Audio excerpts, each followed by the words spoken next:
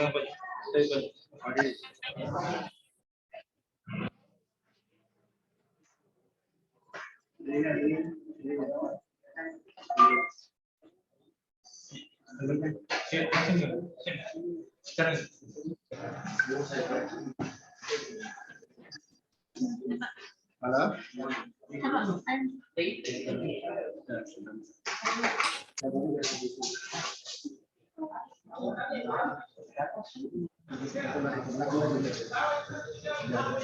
Nadia.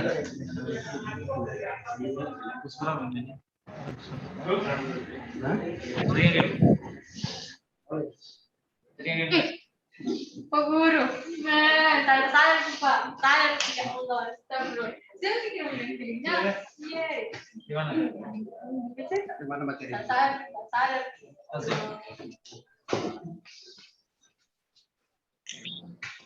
Ya, oke, sudah siap semua? Jadi sebelum kita mulai, Bismillahirrahmanirrahim. Assalamualaikum warahmatullahi wabarakatuh. Dan selamat pagi. Jadi sebelum kita mulai, anak sekalian, mari kita dulu berdoa sesuai dengan keyakinan atau agama kita masing-masing. Berdoa dimulai.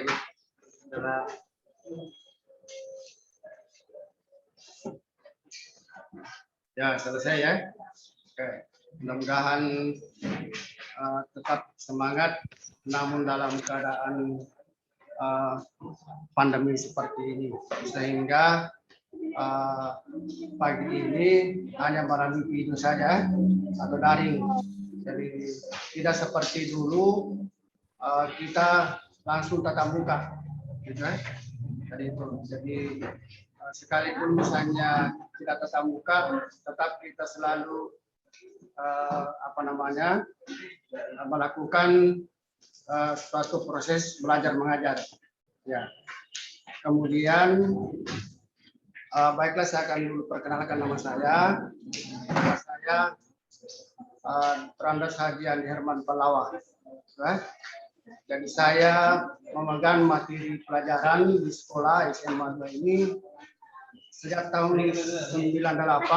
Saya di sini dan memegang mata pelajaran pendidikan jasmani dan kesehatan. Sudah tahu juga saya pendidikan jasmani dan kesehatan. Saya akan ajarkan pada anak sekalian nanti. Kemudian kita akan bahas nanti, karena ini materi baru saya lihat ini tahun ini untuk PTDB ini, yaitu Satuan Pendidikan Aman Bencana. Sudah dengar? Dengar semua judulnya? Satuan Pendidikan Aman Bencana. Nah, ini sangat penting. Nah, jadi kenapa sangat penting? Karena namanya bencana. Pernah dengar namanya bencana? Bencana alam. Ya, bencana alam. Pernah. Nah, kemudian musibah. Kalau musibah lain ya? Lain musibah, lain bencana. Apa ya, Pak? Jadi kalau musibah, misalnya orang meninggal, misalnya tabrakan, itu musibah. Kalau bencana alam, misalnya nanti saya jelaskan nanti itu. Ya, pasti Anda tahu. Bahkan Anda sudah pernah lihat namanya bencana alam. Sudah merasakan, barangkali ada yang sudah merasakan. Kemudian yang perlu kita tahu bahwa Satuan Pendidikan Aman Bencana ini khusus di sekolah, ya, khusus di sekolah kita. Karena di sekolah kita ini posisi atau strateginya dekat gunung, di atas gunung ini di bawah gunung ini. Jadi sangat kita harus wanti-wanti atau was-was ini, apalagi musim hujan sekarang, gitu. Nah, itu. Jadi perlu kita atau sekolah perlu menyiapkan beberapa hal Pertama adalah fasilitas sekolah. Fasilitas sekolah yang aman memiliki desain bangunan. Jadi kalau misalnya sekolah kita ini ya sudah memenuhi standar bangunannya. Standar bangunannya sudah dirancang sedemikian rupa oleh konsultan bahwa gedung ini sudah sekian tahun sudah bisa rampung. Jadi gedung kita sekolah ini mulai tahun, kalau saya tidak salah, tahun 1983 ini gedung kita ini berdiri, dan itu pun sudah banyak direnovasi. Jadi tetap desainnya bangunan sekolah kita ini SMA Negeri ini seluas 3 hektar ya, 3 hektar. Yang sesuai dengan standar keamanan bangunan, jadi sudah standar minimum. Jadi kemudian penataan ruang bangunannya. Sekolah kita ini penataannya sudah cukup bagus, ya sudah cukup bagus. Jadi lengkap bangunan-bangunan pembelajar ruang-ruang pembelajaran, kemudian ruang-ruang lab, kemudian lapangan-lapangan olahraga dan sebagainya, aulanya lengkap. Semua fasilitas di sekolah kita ini. Yang belum ada adalah lapangan futsal dengan kolam renang, gitu kan? Jadi kalau kolam renangnya nanti dilakukan, gitu kan? Nah, ini sangat perlu ini. Jadi setiap tahun dulu, setiap semester Anda dibawa ke kolam renang supaya setiap siswa harus pintar berenang. Itu fasilitas utama. Kemudian memiliki alat tanggap darurat. Jadi di sekolah kita ini belum ada fasilitas alat tanggap darurat, belum ada disiapkan. Jadi perlu kita tahu bahwa sewaktu-waktu kalau misalnya bencana datang, kebetulan tidak diminta-minta ini, terpasang angka 1000 dikasih, masih lari, gitu. Tidak mungkin kita mau tinggal. Jadi sekolah sebenarnya perlu memiliki fasilitas atau alat atau sarana dan prasarana yang dimiliki sekolah itu agar kita ini aman bencana. Jadi kalau sekarang ini belum ada, nanti kita usulkan apa-apa yang perlu diselesaikan, difasilitasi di situ, atau apa-apa yang perlu dilakukan. Kemudian yang kedua adalah manajemen bencana di sekolah. Jadi dalam hal ini kita membuat pengkajian perencanaan tentang bagaimana kesiapsiagaan kita, bagaimana aksi kita, dan bagaimana respon dan kapasitas kita dalam menghadapi bencana. Jadi pertama adalah kita harus mengkaji bagaimana rencana kita, seluruh stakeholder sekolah, mulai kepala sekolah sampai satpam. Bagaimana kesiapan kita, kesiapsiagaan kita, bagaimana aksinya kita untuk memberikan respon supaya ada perlindungan dari bencana. Itu. Kemudian yang ketiga, pendidikan, pencegahan dan pengurangan risiko bencana. Ini kita perlu adanya sebuah produk pembelajaran dan pelatihan bagi warga sekolah aman bencana, sehingga menumbuhkan sikap dan nilai kemanusiaan yang kepeduliannya terhadap bencana dan menambah pengetahuan dan keterampilan untuk pencegahan dan risiko bencana. Jadi begini, jadi siswa itu harus dibekali dengan keterampilan, terampil menggunakan fasilitas yang ada di sekolah atau yang disiapkan di sekolah. Itu kan? Jadi kalau di sini ini belum ada barangkali disiapkan apa-apa yang disiapkan, tidak mungkin disiapkan perahu di sini atau kadinti, itu kan? Tidak mungkin disiapkan ya paling-paling misalnya menelepon untuk siapa yang tangani bencana alam, misalnya perahu karet bisa, misalnya ban itu bisa semua. Jadi di sini ya kalau biasanya di sini masih apa namanya masih berfungsi barangkali bisa pramuka ya pramuka yang pramuka itu barangkali bisa hampir sama dengan latihannya barangkali itu dengan kesiapan kita ini menghadapi risiko bencana alam karena tidak tahu karena apa namanya tiba-tiba datang apakah pagi atau siang atau malam. Jadi di sekolah kita ini di Palopo kalau misalnya andaikan misalnya gunung di atas itu gundul maka seluruh Palopo tenggelam gitu kan. Jadi baik sekolah maupun kantor dan sebagainya. Jadi hati-hati. Juga itu apa namanya bencana ini kalau di Palopo jarang terjadi bahwa ada sekolah muncul gara-gara bencana alam. Kemarin karena di Sulawesi kita ini di daerah kita ini Sulawesi yang biasa dilanda adalah bencana alam banjir ya, longsor dan banjir. Anda sudah apa namanya sudah melihat mungkin ada yang sudah merasakan seperti di apa ini di Masamba baru-baru ini ya. Seperti di Masamba saya ke sana 2 kali lihat itu bencana alam longsor di sana. Luar biasa. Jadi akibat seperti itu mungkin apa namanya lahan di gunung itu adanya apa namanya tangan-tangan manusia yang tidak bertanggung jawab sehingga risiko bencana terjadi gitu kan.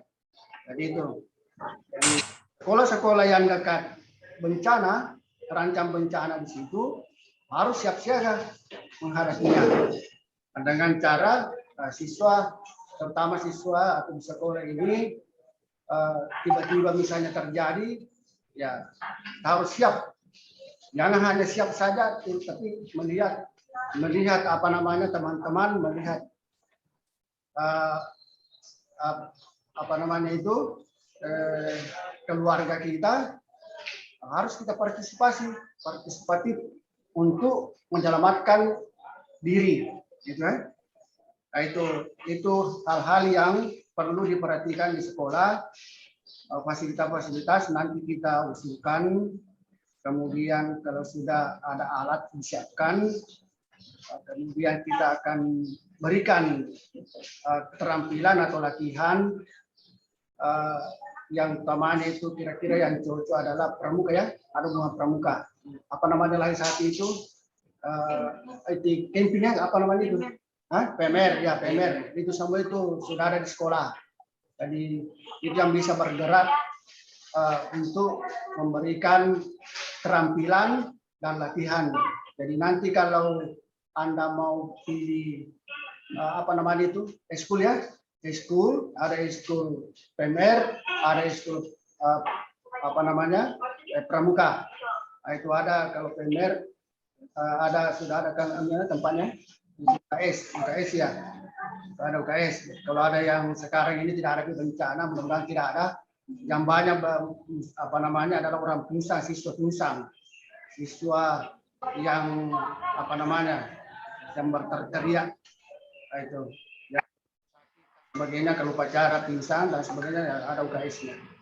Jadi itu apa namanya yang perlu atau yang sangat perlu diperhatikan atau disiapkan sekolah sebenarnya, yaitu pelatihan dan keterampilan bagaimana cara kita menghadapi kalau misalnya ada bencana. Jadi itu ada 3. Kemudian selanjutnya satuan pendidikan siaga bencana. Satuan pendidikan siaga bencana. Kita tahu bersama bahwa negara kita ini merupakan rawan bencana. Rawan sekali bencana. Bencana apa saja yang ada di Indonesia? Bencana alam ya, bencana alam. Jadi misalnya gempa bumi ya. Mungkin di Indonesia, di Sulawesi Selatan tidak ada gempa bumi, hanya getarannya sampai di sini. Jadi biasanya itu ada di Manado, ada di Sulawesi Tengah, gitu ya. Jadi kalau di sini belum ada gunung berapinya. Jadi hanya di Sulawesi itu, di Manado atau di Sulawesi Tengah. Kemudian tsunami.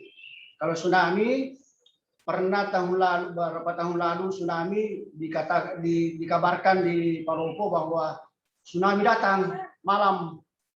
Terus semua yang ada di pinggir laut, di pinggiran di sana, lari ke Latupa, lari ke Lebang, bertumpu mobil di sana.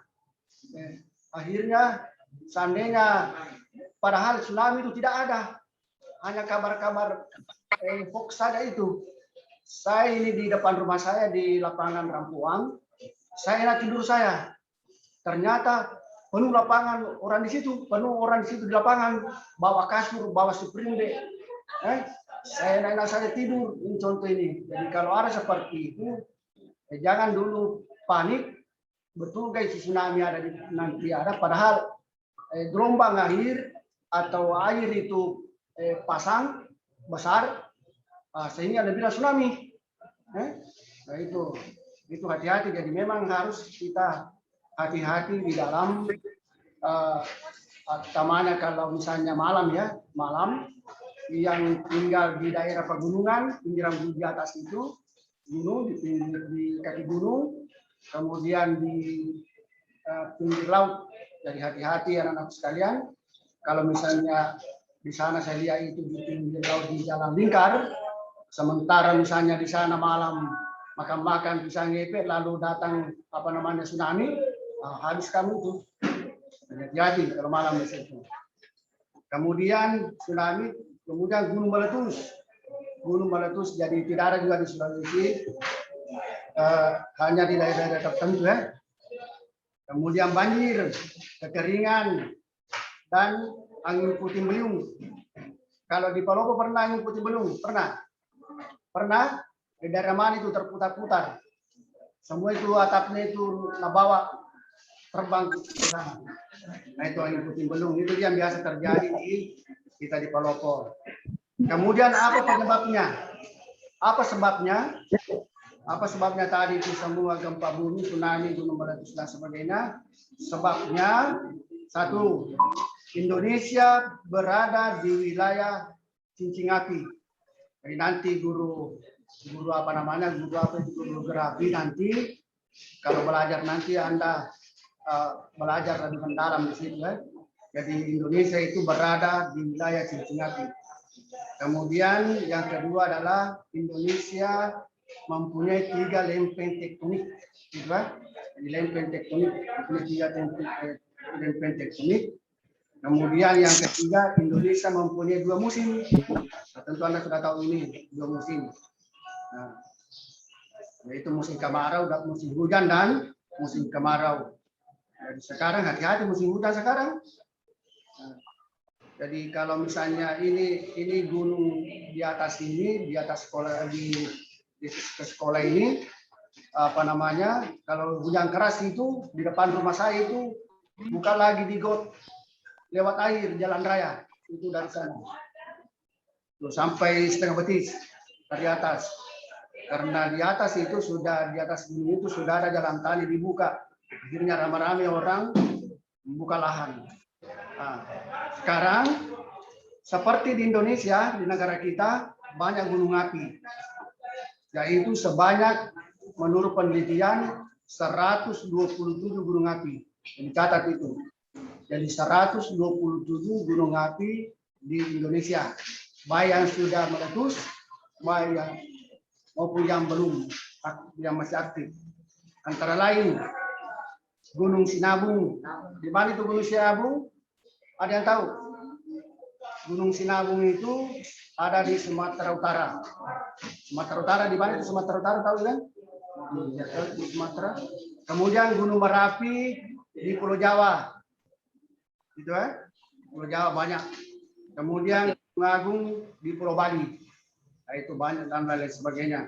Kemudian kerantang ada di Sulawesi. Saya tidak tahu ini di Manado atau di Poso, kan? Habis setengah. Kemudian Gunung Gamalama. Gamalama ada di Maluku. Di Maluku itu tahu di Maluku?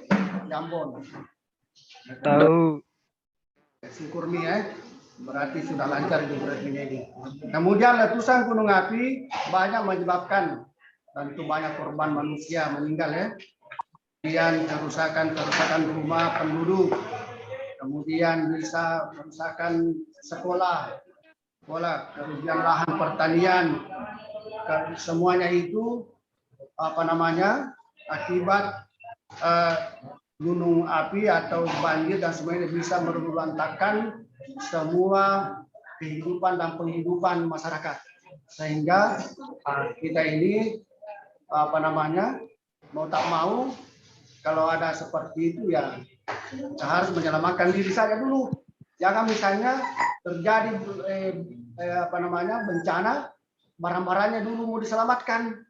Seperti di Mas Hamba ceritanya di Mas Hamba sudah diambil barang-barangnya, kembali lagi ambil mobilnya. Begitu naik di mobilnya, bencana atau air yang sudah datang tinggal meninggal. Nah itu ceritanya di sana. Jadi kalau misalnya terjadi seperti ini, jangan sampai barang-barangnya yang berharga apa-apa dan sebagainya jangan diselamatkan dulu, sedangkan nyawanya tidak selamat. Itu. Jadi lebih bagus diri dulu. Itu barang, itu harta bisa dicari kalau masih kita hidup. Kalau barang dulu didulukan, bisa kita terjebak. Itu susah. Apa kira-kira penyebabnya? Yang kedua adalah Indonesia berada 3 lempeng tektonik. 3 lempeng tektonik itu antara lain lempeng Eurasia.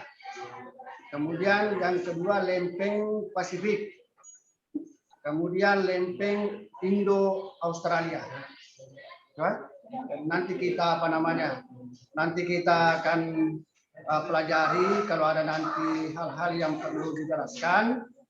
Nanti Bapak Guru Geografi akan memberikan gambaran atau menjelaskan dengan mentai dengan melalui peta di mana itu lempeng, itu lempeng.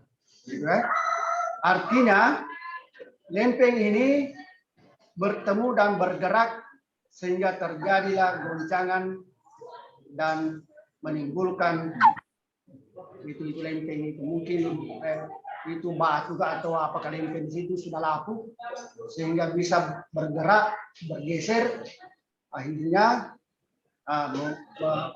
terjadi goncangan. Biasa kita di Paropo ini ada getarannya itu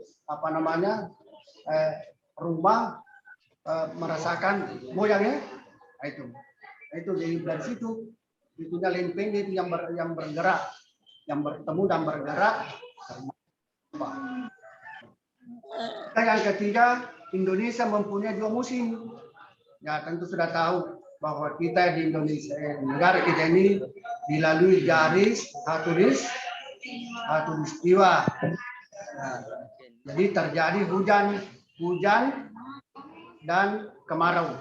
Jadi kalau musim hujan tentu menyebabkan banjir daerah-daerah tertentu. Kenapa banjir? Karena air meluap, tidak ada jalannya, sehingga tergenang di rumah-rumah. Di rumah-rumah penduduk, apalagi kalau perumahan macam di Jakarta, kita lihat di televisi itu luar biasa kasihan orang sampai 1 meter, 2 meter, 3 meter. Karena apa?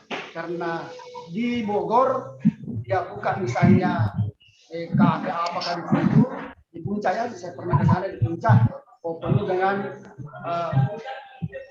perumahan tempat-tempat istirahat orang-orang kaya.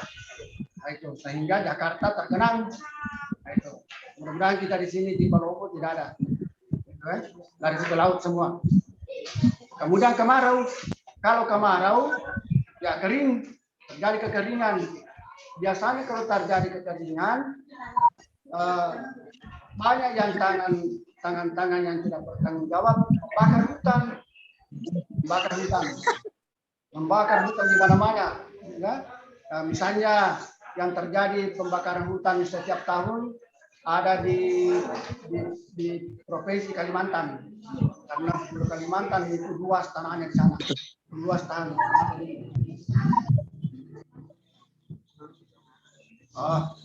Jadi musim kemarau itu menyebabkan kekeringan dan bisa memberikan kesempatan para yang banyak uangnya untuk membuka lahan itu, namanya di Kalimantan dan Sumatera.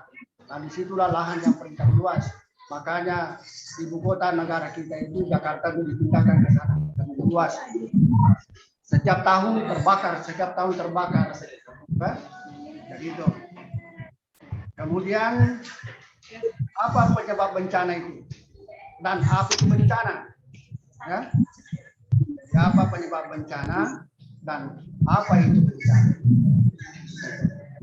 Nah, sekarang kalau kita lihat arti daripada bencana adalah rangkaian peristiwa yang mengancam dan mengganggu kehidupan kita, disebabkan oleh faktor alam maupun manusia itu sendiri, mengakibatkan korban manusia, kerusakan lingkungan, harta benda habis, dampak psikologis sesuai dengan Undang-Undang Nomor 24 Tahun 2007. Jadi sudah diundang-undangkan ini oleh pemerintah. Jadi kalau misalnya bencana itu ya peristiwa atau kejadian yang bisa mengganggu kehidupan kita, bahkan penghidupan kita. Tidak ada apa-apa. Makankah atau bagaimanakah? Jadi habis, itu rusak semua. Sehingga dengan demikian bencana ini sangat-sangat penting kita waspadai. Sangat-sangat penting kita waspadai karena kita tidak tahu kapan datang dan sebagainya. Kita tidak tahu bisa besok atau lusa atau bagaimana, namanya musim hujan. Kemudian kalau musim kemarau biasanya itu hanya kekeringan, tapi hati-hati juga di kekeringan karena biasanya itu kebakaran ya, apakah kebakaran rumah dan sebagainya. Apalagi perumahan luar biasa itu pada seperti itu. Kemudian faktor bencana alam ada tiga.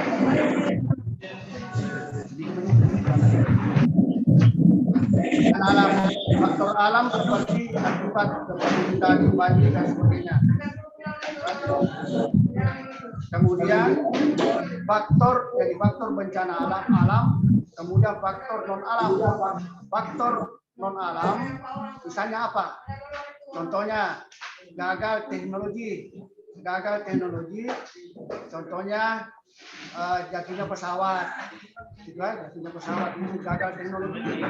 Kemudian perang wabah COVID seperti sekarang itu macam non alam juga alam. Kemudian yang ketiga adalah faktor sosial. Misalnya faktor sosial itu konflik sosial, teror, perang antar kelompok, perang antar lorong, perang antar desa, itu namanya faktor sosial. Itu Anda. Kemudian kesimpulan dari materi saya sekalian bahwa negara kita ini rawan bencana, harus siaga menghadapinya. Satu, kita harus memiliki pengetahuan dan keterampilan baik itu sebelum bencana, saat bencana, dan pasca bencana. Yang kedua, kita harus memahami bahaya di sekitar kita, sistem peringatan dini, mengetahui rute evakuasi, dan rencana pengungsian. Jadi kalau kita misalnya terjadi bencana, ya kita harus bagaimana? bagaimana peringatan, tentu ada peringatan dari pemerintah dari mana, kemudian bagaimana jalan kemana kita, mulai kemana, kemudian mengungsi di mana di tempatnya, itu yang perlu kita. Kemudian yang ketiga, memiliki keterampilan untuk mengevaluasi situasi secara cepat dan mengambil inisiatif tindakan cepat dan tepat untuk melindungi apabila terjadi bencana. Kemudian yang keempat, memiliki rencana antisipasi bencana keluarga dengan praktekkan rencana tersebut dengan latihan. Jadi kalau misalnya ada waktu bisa kita latihan bagaimana kalau datang bencana kita mulai kemana, kita mau berlindung kemana. Kemudian yang kelima, mengurangi dampak bahaya melalui latihan digitasi. Kemudian yang terakhir, melibatkan diri dengan berpartisipasi dalam latihan. Jadi kalau misalnya nanti ada pelatihan keterampilan dalam menanggulangi aman bencana, kita harus partisipasi di situ. Jangan kita tinggal diam saja, harus kita mempunyai terampil, terutama diri Anda dulu, baru kita lihat orang lain. Jadi itu ada 6 yang perlu kita harus beri. Oke, jadi apa yang saya bawakan ini, materi yang saya bawakan ini, sedikit banyaknya kalau ada 1 atau 2 bisa Anda petik ilmunya di situ, ya syukur alhamdulillah. Kemudian sebagai siswa harus pintar berenang. Itu tips saya. Jadi siswa harus pintar berenang. Kalau misalnya banjir dari atas ini banjir gundul lalu kita misalnya terdampar di laut, di bawah di laut di sana, maka kita bisa berenang atau menyelamatkan diri dengan berenang. Apakah berenang misalnya sebelum datang pertolongan, beda kalau tidak kita tahu berenang, begitu datang banjir terdampar di laut langsung tenggelam batu. Jadi itulah tips saya pada siswa dan anak sekalian, berusahalah untuk bisa berenang. Oke, ya selamat menyaksikan video ini, mudah-mudahan ada manfaatnya. Lebih dan kurangnya dari saya, mohon maaf. Billahi taufiq wal hidayah. Wassalamualaikum warahmatullahi wabarakatuh. Waalaikumsalam.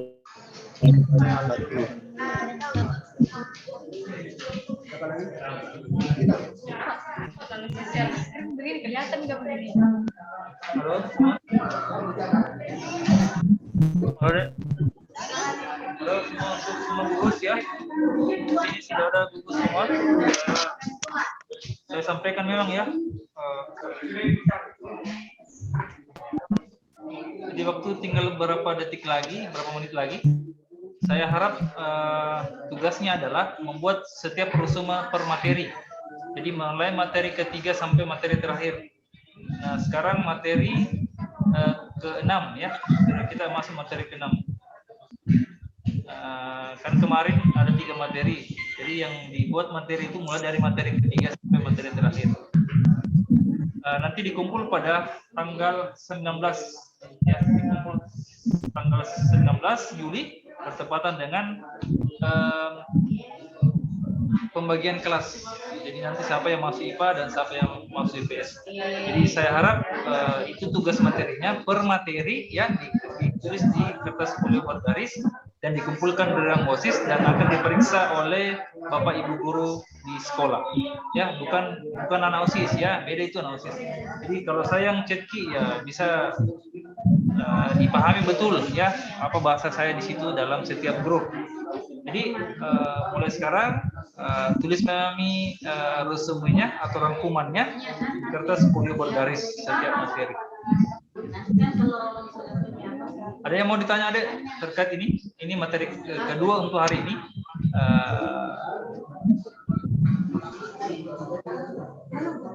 Satu materi itu 1 jam waktunya, tetapi karena kita pakai Zoom terbatas itu sekitar 45 menit saja kita pakai. Kemudian nanti ada materi terakhir ya. Kita mulai jam 9.30 sampai jam 10.30 itu sudah selesai. Jadi teman-temannya yang hadir di sini, itu yang hadir di sini bisa diperhatikan di belakang ya. Itu datang juga untuk nulis ya. Dia sudah bawa catatannya.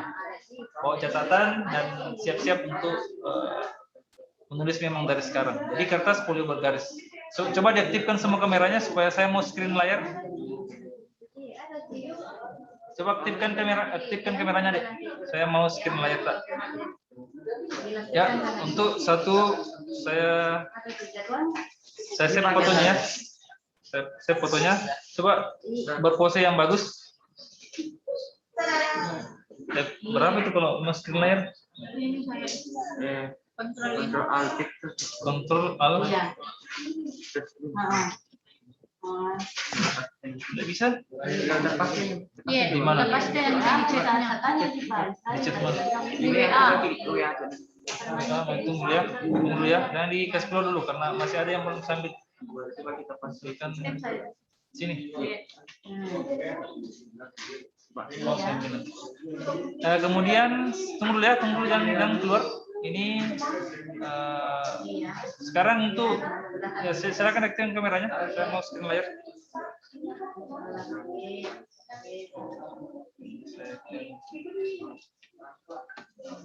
Kemudian coba perbaiki bajunya nih Aditya coba perbaiki bajunya. Ifral sisa baru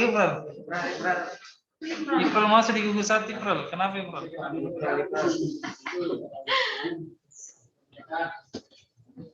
Oke, saya screen ya.